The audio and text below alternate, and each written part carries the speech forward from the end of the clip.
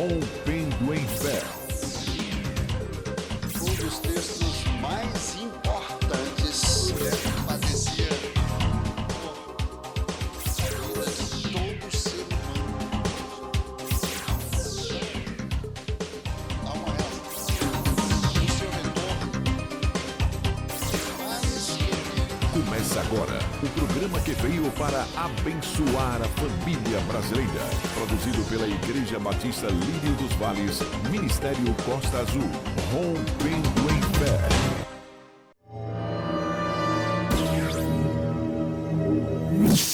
glória a Deus. Vamos abrir a palavra de Deus no Salmo 126. Salmo 126 diz assim: quando o Senhor Jeová trouxe do cativeiro os cativos de Sião, estávamos como os que sonham. Então a nossa boca se encheu de riso e a nossa língua de júbilo. Então se dizia entre as nações: grandes coisas fez o Senhor por eles. Grandes coisas fez o Senhor por nós. Por isso estamos alegres. Faz-nos regressar novamente do cativeiro, ó Senhor Jeová, como as correntes nas terras áridas do sul, as correntes do Negueb. Os que semeiam em lágrimas cegarão com regozijo. Aquele que vai andando e chorando, levando a preciosa semente, certamente regressará com regozijo, trazendo os seus próprios feixes. Podeis tomar assento? Queridos, este salmo é um salmo muito conhecido. Quem sabe você já foi tantas vezes ministrados por esse salmo. Mas nesta manhã eu quero ser profeta de Deus sobre a tua vida, para trazer algo que vai refrigerar o teu coração. Esse é um salmo dos degraus, é um salmo histórico, que já aconteceu no passado, mas também é profético, que continua acontecendo nos dias de hoje. Que a palavra de Deus, ela é uma palavra atualizada, renovada. Ela se enquadra completamente na circunstância, no momento e na atualidade em que você se encontra hoje, no dia de hoje. Este salmo refere-se à volta do cativeiro do povo de Israel, ali do povo especificamente de Judá, nos dias de Esdras e na reconstrução do templo de Zorobabel. E aqui o salmista, ele diz: quando o Senhor Jeová trouxe do cativeiro os prisioneiros de Sião, estávamos como os que sonham. Então a nossa boca se encheu de riso e a nossa língua de júbilo. Então se dizia entre as nações: grandes coisas fez o Senhor Jeová por eles. Eu quero fazer uma pergunta. Quando uma pessoa está cativeira, a pessoa está aprisionada, a pessoa está encarcerada, qual é o maior sonho dessa pessoa? Qual é o maior desejo dessa pessoa? Quem sabe se casar? É isso? Não. Quem sabe ser um profissional, um empresário muito bem sucedido na terra? ser um Fernandinho Beiramar, famoso, poderoso, milionário, comanda o tráfico de drogas, ali mesmo sendo encarcerado, aprisionado, conhecido internacionalmente? Não. O maior sonho de quem está numa prisão é a liberdade. Não tem dinheiro, não tem fama, não tem poder, não tem nada que possa pagar o preço de uma liberdade. E aqui o povo de Israel estava em cativeiro. Nos tempos de Esdras, de Neemias, a gente sabe que quando Neemias recebeu uma notícia que o povo havia sido levado em cativeiro, havia destruído a cidade de Jerusalém, as portas, os muros, e Neemias tomou aquela notícia de forma tão introspectiva, que balançou as suas estruturas, que mexeu com todo o seu ser, porque quem estava em cativeiro eram os seus irmãos. E ele, quando recebeu essa notícia, ele estava numa situação muito privilegiada. Ele estava em Suzã, capital do mundo comercial da época, numa posição muito renomada, uma posição muito especial. Ele era copeiro do rei, ele era um alto executivo que servia ao rei naquele tempo. E Neemias, então, quando recebeu essa notícia, Neemias não se conformou. E a Bíblia diz que Neemias, ele se lançou em terra. Foi a primeira coisa que ele fez e que nós devemos fazer quando nós, quem sabe, recebemos uma notícia que mexe com a nossa estrutura. É buscar aquele que pode resolver alguma coisa, aquele que pode nos trazer uma saída, uma solução, quem sabe para realizar o impossível na nossa vida. Ele se prostrou em terra, ele clamou ao Senhor. A Bíblia diz também que ele pranteou. Ele não somente se compadeceu, mas ele se identificou com o problema dos seus irmãos. E aí ele pediu perdão pelos pecados dos seus irmãos e se incluiu nesse contexto. E só depois então ele se levantou para agir. E nós conhecemos a história. A Bíblia diz que Deus deu vitória ao povo de Israel por intermédio de Neemias, num tempo recorde de 52 dias, porque uma pessoa se colocou na posição para que Deus agisse. Deus foi pelo povo de Judá, pelo povo de Israel, e deu vitória ao seu povo. Queridos, esse texto aqui que nós lemos nos chama a atenção porque o povo estava em cativeiro. E naquela época, para remover o povo de Israel do cativeiro, somente a mão do Senhor. Isso me faz lembrar quando a Síria invadiu algumas nações circunvizinhas a Israel, e quando o rei Senaqueribe ele anunciava a invasão, todas as nações tremiam.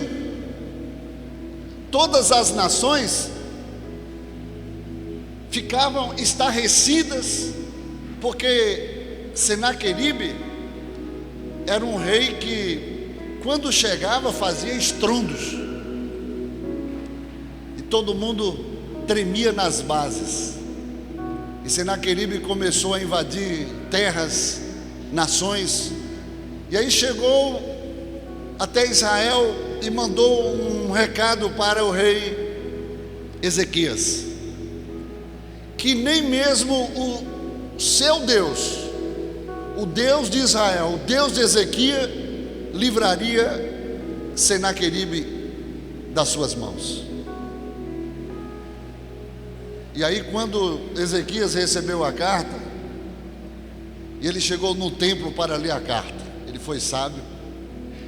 E quando ele começou a ler a carta, ele viu que tinha alguma coisa errada.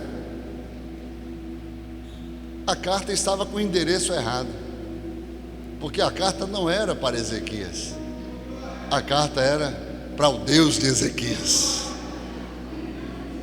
E aí eu imagino aqui, conjecturando, eu imagino que Ezequias chegou assim: Senhor, para, tem um negócio, eles mandaram para o endereço errado, mas tudo bem, se o Senhor quiser eu posso ler para o Senhor.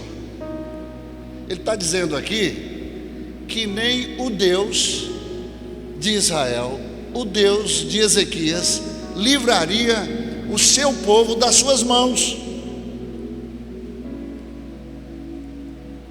Deus, a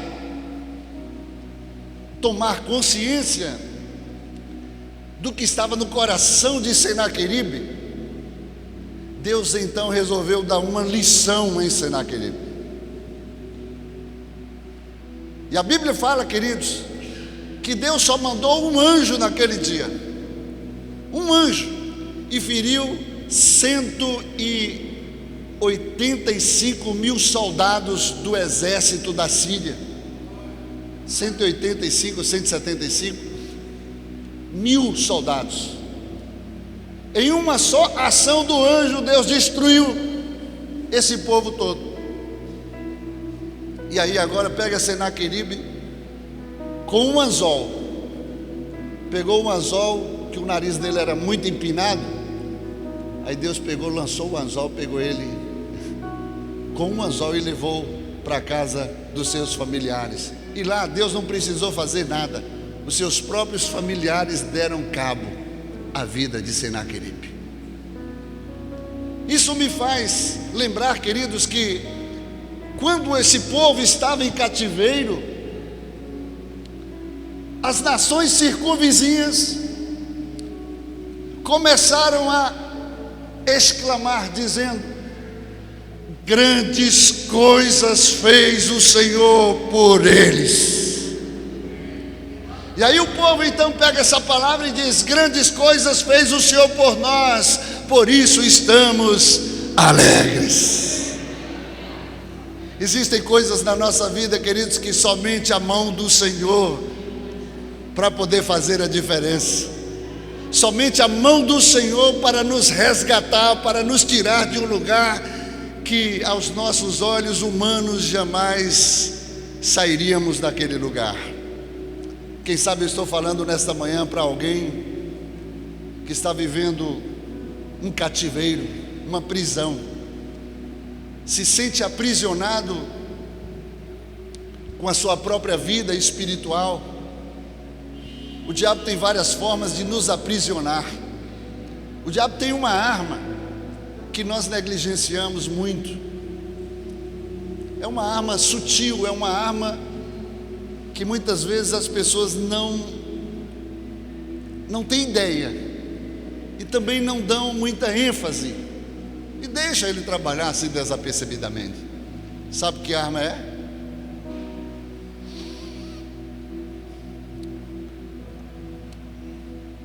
É a arma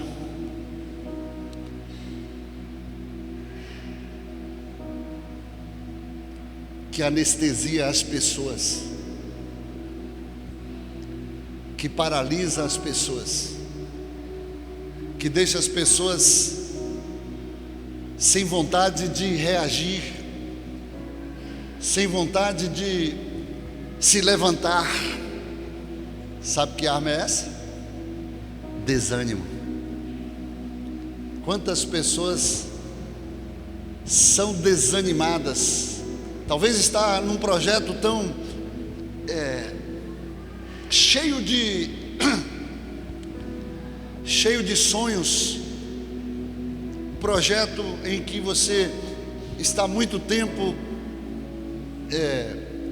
montando, estabelecendo para romper com a sua estrutura física, espiritual, emocional, e de repente vem um desânimo. E o desânimo paralisa tudo, deixa você totalmente paralisado. E a gente sabe que através do desânimo o diabo chega até a deixar a pessoa em depressão. E quando a pessoa chega a esse estágio de depressão, quem sabe é o penúltimo estágio para o diabo paralisar a pessoa completamente e destruí-la. Que aí entra na possessão, possui a pessoa completamente, e aí se torna uma presa fácil para a destruição do nosso adversário. Quem sabe eu estou falando para pessoas que estão aprisionadas financeiramente e faz qualquer negócio para poder sair dessa prisão. Mas eu quero te dizer que a sua saída, o seu sucesso, o seu recurso, o seu suporte vem do alto. Está nas mãos do Senhor que fez os céus e a terra, que tem o controle da tua vida, e que basta uma palavra que Ele declarar sobre você, Ele te libertará desse cativeiro. Queridos, todas as vezes que o povo de Israel dava as costas para Deus, na verdade o Senhor nunca se afastou do seu povo, mas o povo se afastava por causa dos seus pecados. Isaías diz que aquilo que faz separação entre nós e o nosso Deus são os nossos pecados. O povo de Israel caía em pecado e simplesmente ele dava as costas para Deus, e Deus simplesmente deixava ele a revelia. Deus deixava o seu povo sofrer as consequências, até que o povo se arrependesse e clamasse novamente a Deus, e Deus voltaria ao seu povo. Vocês se lembram quando os midianitas começaram a oprimir o povo de Israel por 7 anos, e nessa época Gideão se encontrava malhando trigo no lagar e recebeu uma visita de um anjo. E aqui foi o anjo na sua teofania, foi o próprio Jesus. E aí o anjo chegou para Gideão e disse assim: Gideão, homem valente ou valoroso, mas tem muitas expressões que diz valente, o Senhor é contigo. E aí Gideão fala assim, aqui para nós, esse anjo tem senso de humor, gosta de brincar com coisa séria. Eu, valente, 7 anos malhando trigo, escondendo dos midianitas, porque toda vez que eles chegavam, eles roubavam, eles levavam o suprimento do povo, o alimento, os meios de subsistência, e ele tinha que se esconder para poder sobreviver. Eu, valente, o Senhor é comigo. Chega horas assim que nós estamos ao extremo, né, passando por uma situação de necessidade extrema, e que a gente não vê sinal de canto nenhum, parece que Deus nos abandonou, parece que Deus não é conosco, parece que os olhos de Deus se fecharam para nós. Mas a Bíblia fala pelo profeta Isaías que os seus ouvidos não foram tapados, os seus olhos não foram fechados, nem as suas mãos encolhidas para aquele que clamam por socorro ao Senhor. E tem momento que a gente acha que Deus se afastou de nós. Na verdade, são os nossos pecados que nos afastam de Deus, não é Deus que se afasta de nós. E aí nesse momento, Deus permite que Gideão faça uma prova. Deus permite que muitas vezes você faz uma prova para que você saiba, sem sombra de dúvida, que Deus é contigo. E aí ele fez a prova do novelo de lã, né? Nas duas formas, para que pudesse o orvalho molhar somente o novelo, e depois ao redor do novelo. E aí ele teve certeza e convicção de que o Senhor era com ele. Há um ditado que diz assim, que uma andorinha só não faz verão, não é verdade? Eu sozinho, eu não vou mudar o mundo, eu não vou mudar as coisas sozinho. Mas pode começar com você. Se Deus é com você nesse negócio, você tenha certeza que a mudança, a transformação, aleluia, a libertação pode começar através de você. Uma andorinha só não faz verão, mas com Deus faz. Com Deus faz. E Gideão, queridos, tinha 32 mil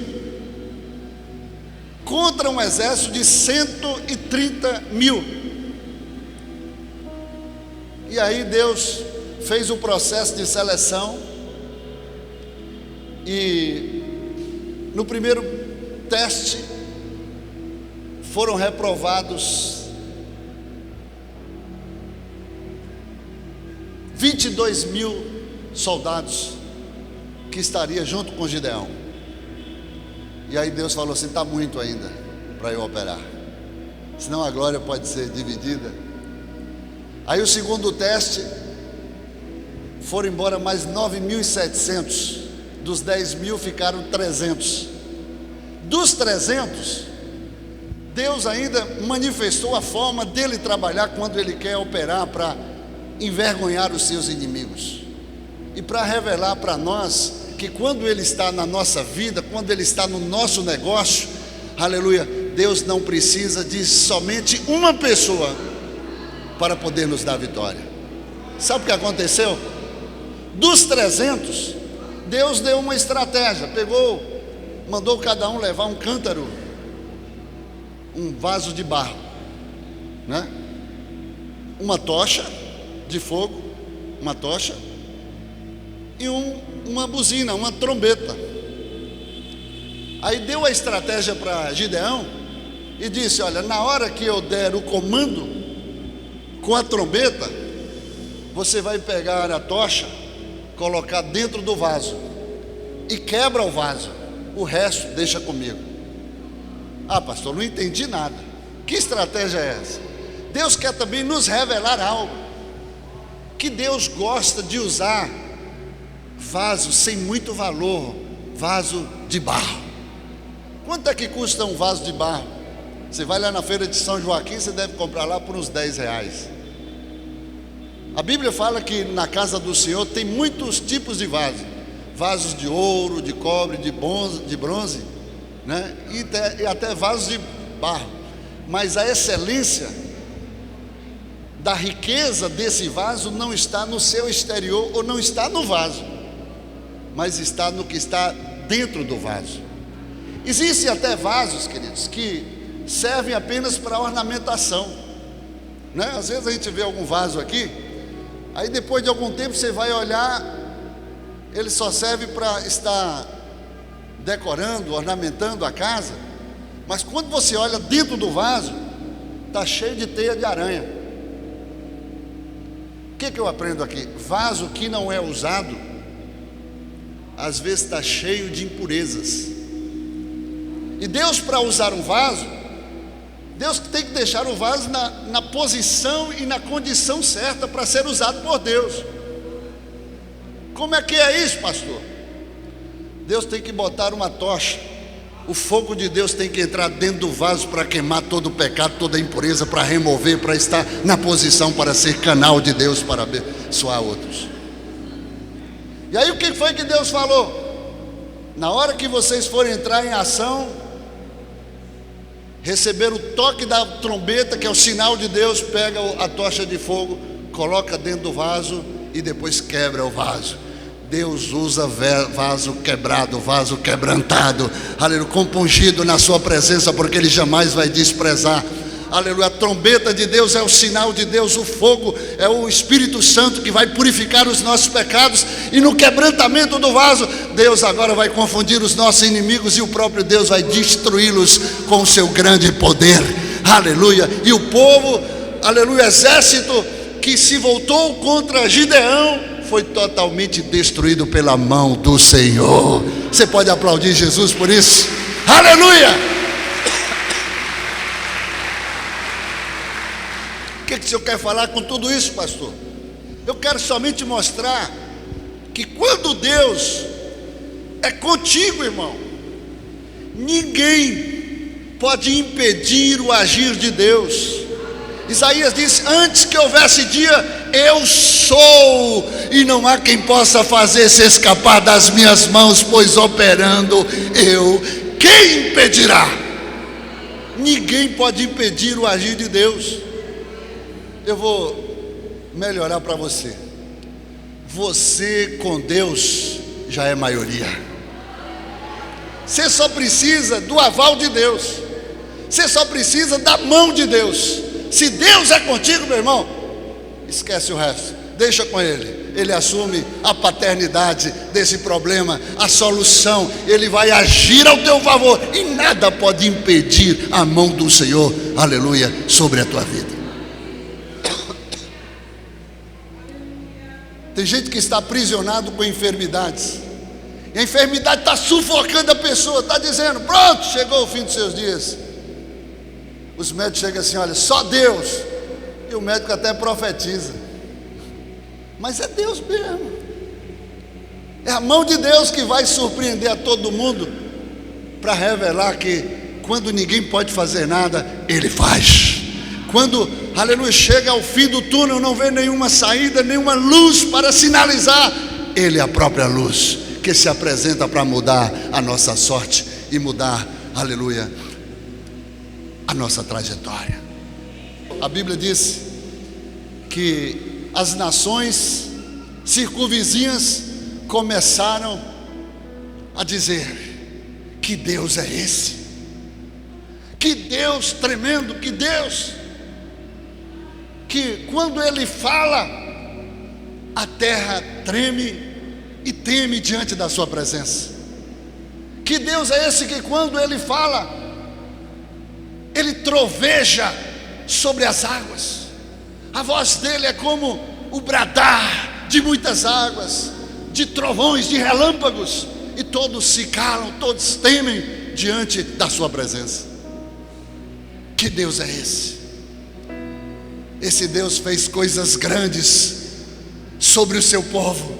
É por isso que eles estão alegres. É por isso que esse povo é o povo mais feliz dessa terra. É por isso que esse povo é o povo mais abençoado, porque eu tenho um Deus temível, tem um Deus incomparável, irresistível, tem um Deus que quando age, aleluia, tudo se enquadra, tudo se curva, tudo se estabelece pelo poder da sua própria palavra. E aí o povo então declarou: grandes coisas fez o Senhor por nós. Você pode dizer isso? Ebenezer, até aqui nos ajudou o Senhor, até aqui tem nos sustentado o Senhor, até aqui a mão do Senhor tem sido pela minha vida, até aqui o Senhor tem me deixado de pé. Grandes coisas fez o Senhor por nós, e por isso nós estamos alegres. Aí o versículo 4 aqui, queridos, é um versículo que é o diferencial desse salmo. E ele diz assim: restaura, Senhor, a nossa sorte,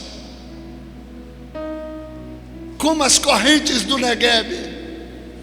Restaura novamente, Senhor, a nossa sorte, como os rios que correm pelo deserto do sul.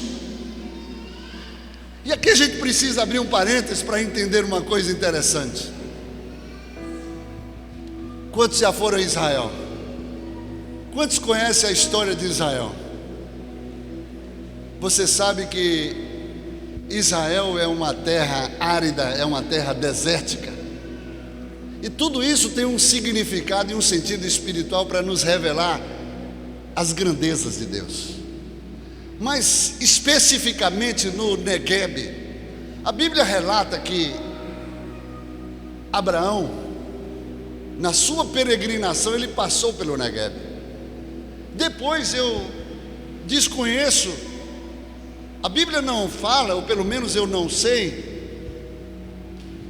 que alguém passou por essa terra. Mas Abraão eu sei. E Abraão armou uma tenda. E lá lá naquela terra árida, no Negueb, Abraão não pôde ficar muito tempo, sabe por quê? Era uma terra inóspita, inabitável. Era uma terra que não tinha vida, era uma terra seca, uma terra árida. É uma terra que não podia se investir absolutamente nada. Era uma terra que nada dava, que não tinha água, não tinha vida. E Abraão não pôde ficar ali, teve que pegar sua tenda e seguir caminho. E como o salmista traz essa revelação e põe em evidência a sorte do povo, a restauração do povo com as correntes do Negueb. Mas Negueb não tem corrente, Negueb não tem água. As terras do sul, nós tivemos esse privilégio de passar agora, quando voltamos do Egito, lá do Monte Sinai. Nós viemos pelo sul e passamos nas imediações ali, muito longe, mas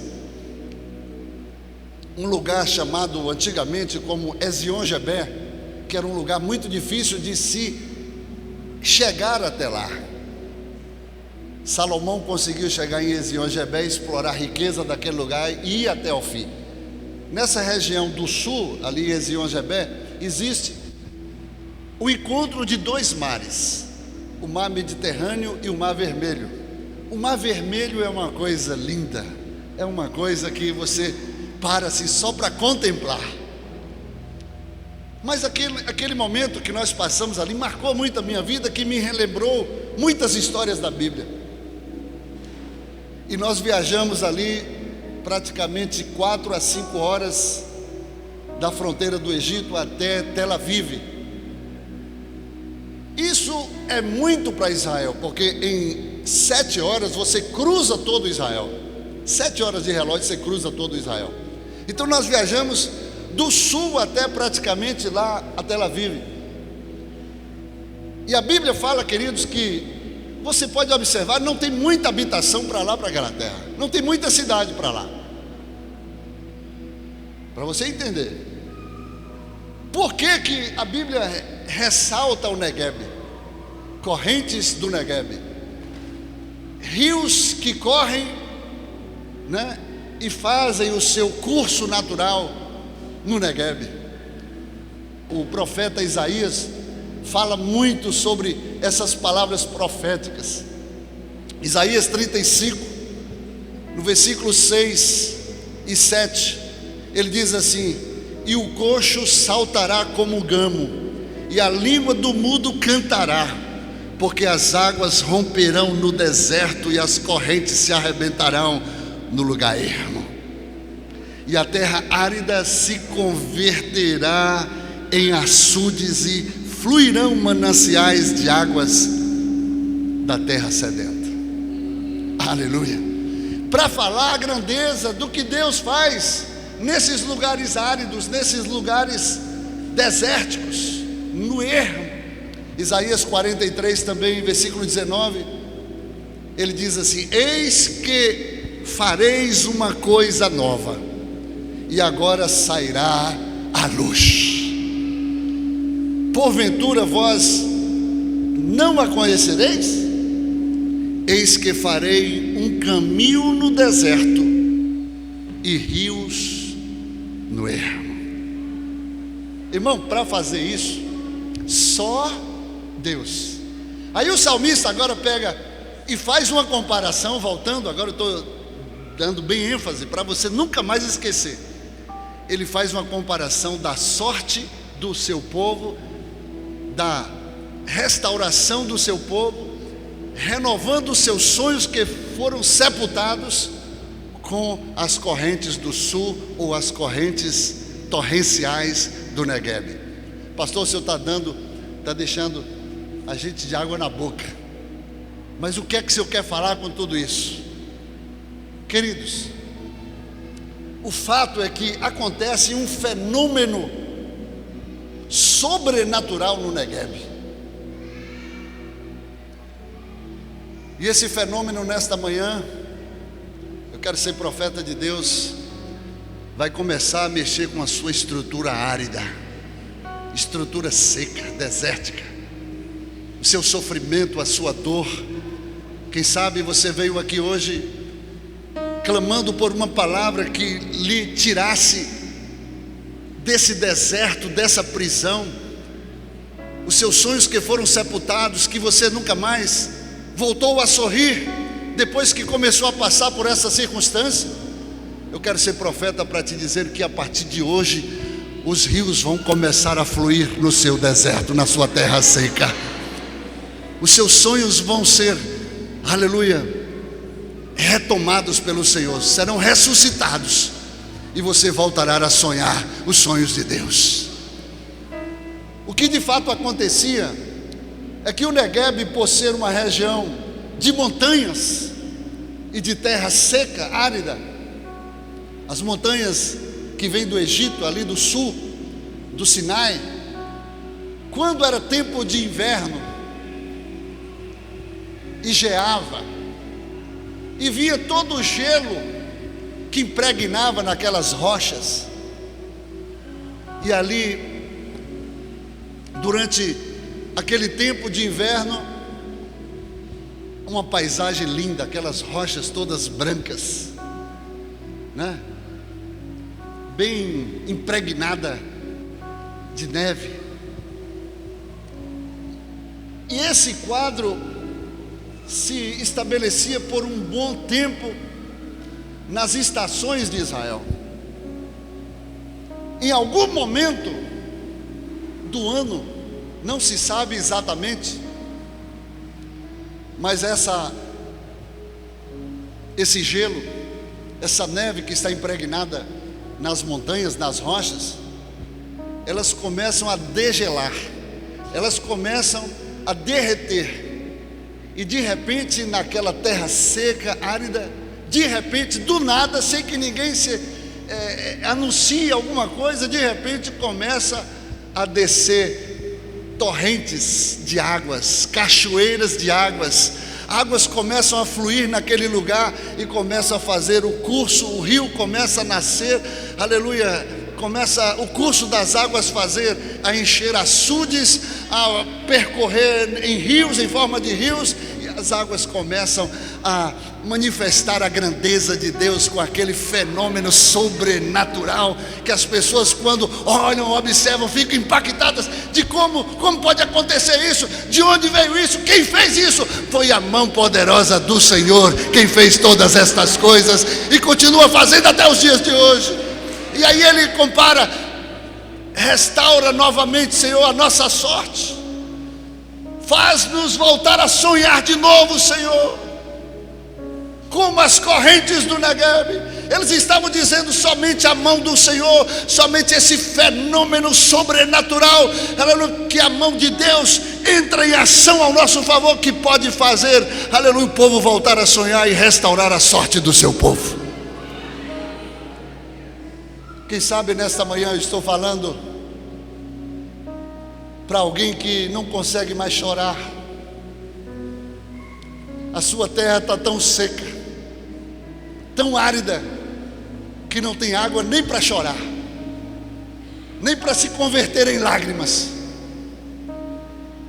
Eu quero te dizer que hoje o fenômeno do Negueb, ele vai passear sobre esse lugar e vai visitar muitas pessoas. Eu quero te dizer que, aleluia, a partir de hoje eu quero ser profeta de Deus. Deus vai mudar e vai fazer um divisor de águas na tua vida, se você crê, porque através da fé você vai tomar posse e Deus vai reescrever uma nova história, vai virar a página do teu sofrimento, da tua dor, e reescrever um novo tempo, um novo livro, uma nova página, para que você saiba que Ele continua sendo o Senhor, o Deus Todo-Poderoso, que continua fazendo proezas no meio do seu povo. Você pode aplaudir, aleluia, esse Deus maravilhoso. Aleluia!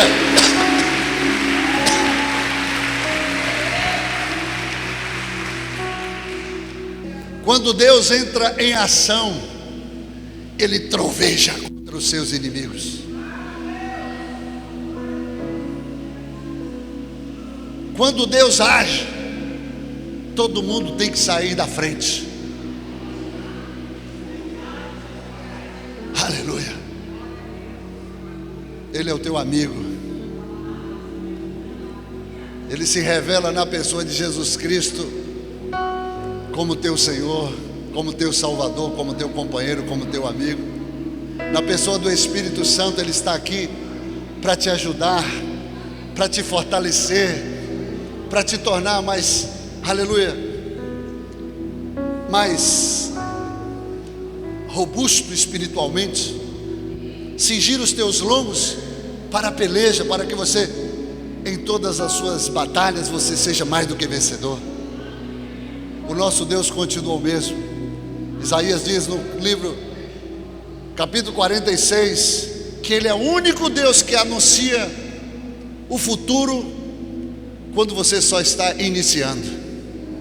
Ele já te garante o que vai acontecer na tua vida no início da tua batalha, no início da tua peleja. Ele te diz: olha, eu já visitei o teu futuro e estou voltando ao teu presente somente para te dizer que você já é mais do que vencedor. Você vai triunfar diante do teu adversário e eu vou te dar vitória em todas as suas causas. Quantos recebem isso? Se expresse a Ele. Aleluia.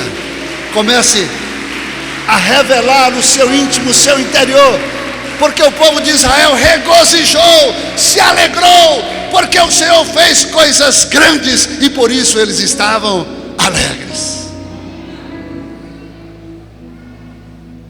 E aí, para a gente encerrar, mas quem está gostando, diga amém. Hoje o fenômeno do Negueb, ele chega nesse lugar, porque as torrentes de águas vão começar a saciar a sua sede, alimentar os seus sonhos, a trazer vida novamente ao que estava morto.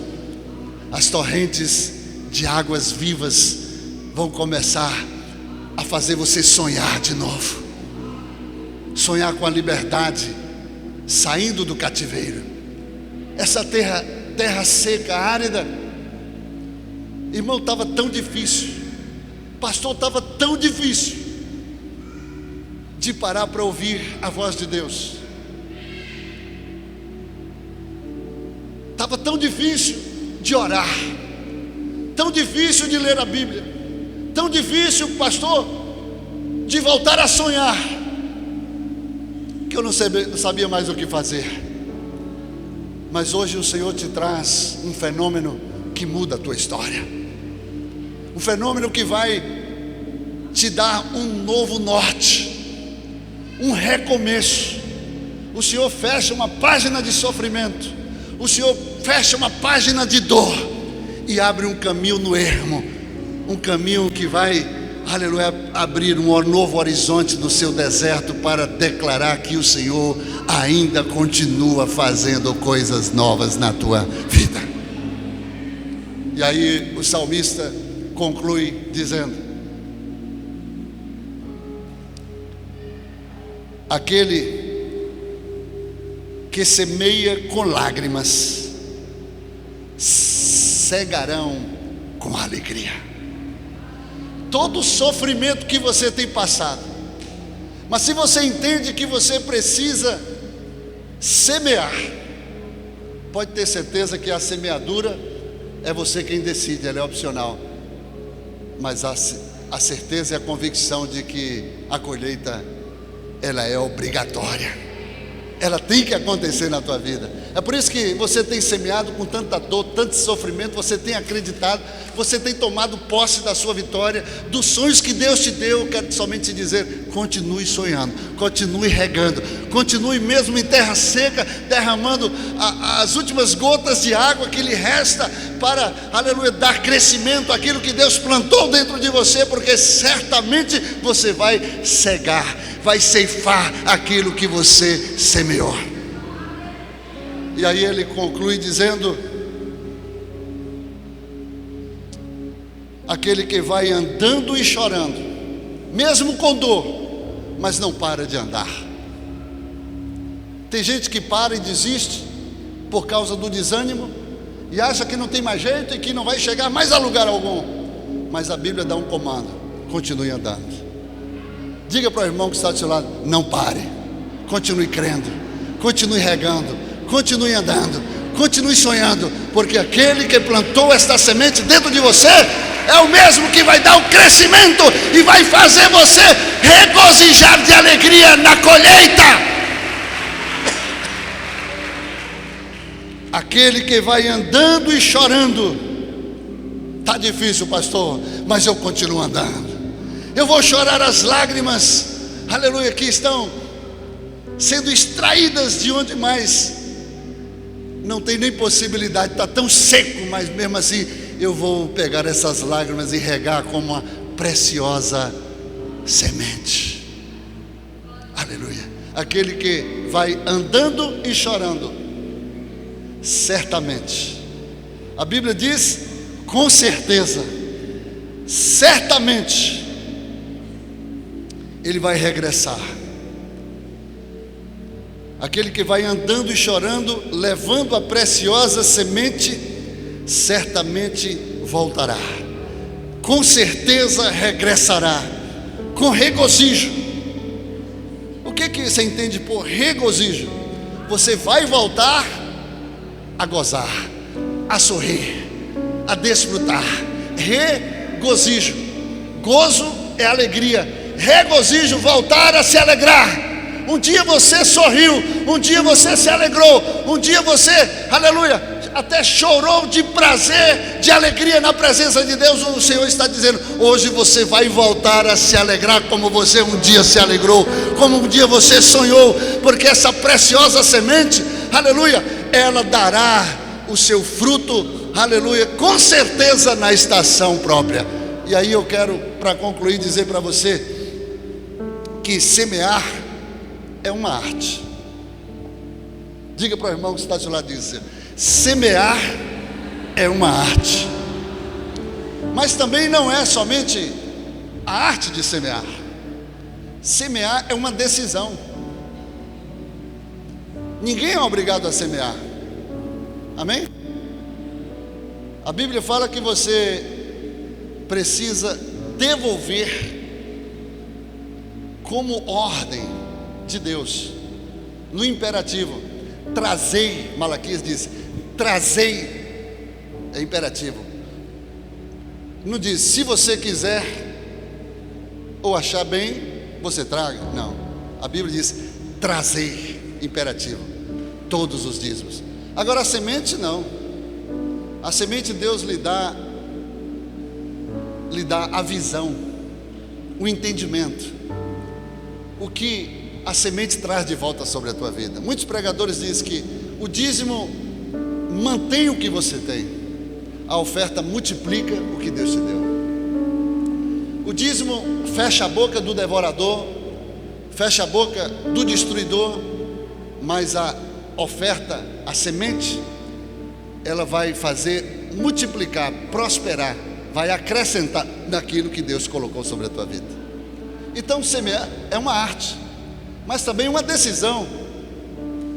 Amém? Eu poderia dizer, é uma obediência para aqueles que querem levar a cabo a palavra de Deus na sua íntegra, que a Bíblia diz, trazei seus dízimos e as suas ofertas, mas a oferta fica a cabo de cada um. Mas eu queria que você entendesse que a semente preciosa, você nunca deve comer a semente preciosa.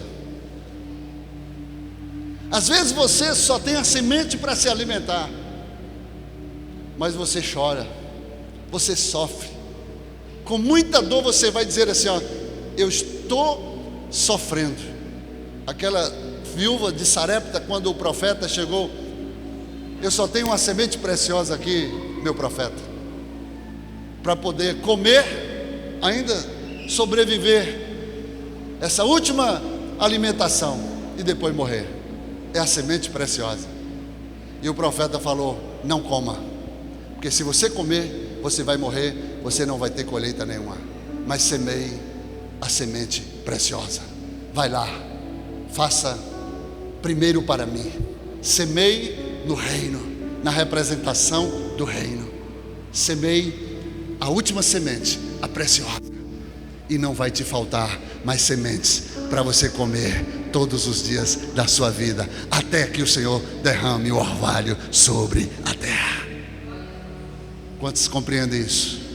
Aquele que leva a semente preciosa, a preciosa semente, andando e chorando, com dor, com sacrifício. Eu sei que está difícil, mas eu não vou comer essa semente, eu vou semear, porque eu creio nas promessas, eu creio no que Deus falou, eu creio que a mão do Senhor virá poderosamente sobre a minha vida para mudar a minha sorte, e a minha história nunca mais será a mesma.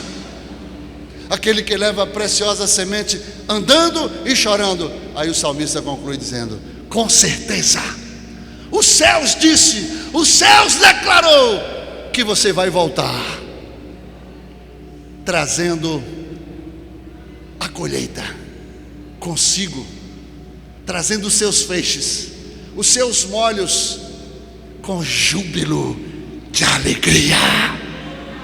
É isso que o Senhor faz e continua fazendo nos dias de hoje. E eu finalizo dizendo: o Senhor, ainda nestes dias atuais, Ele fará coisas grandes sobre a minha, que não sou besta, e sobre a tua vida. Eu profetizo, receba em nome de Jesus. Fique de pé se você crê nessa palavra e glorifique o nome do Senhor.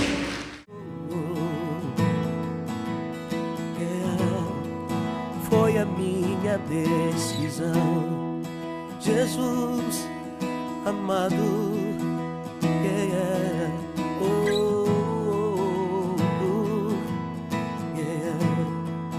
pois é teu meu coração.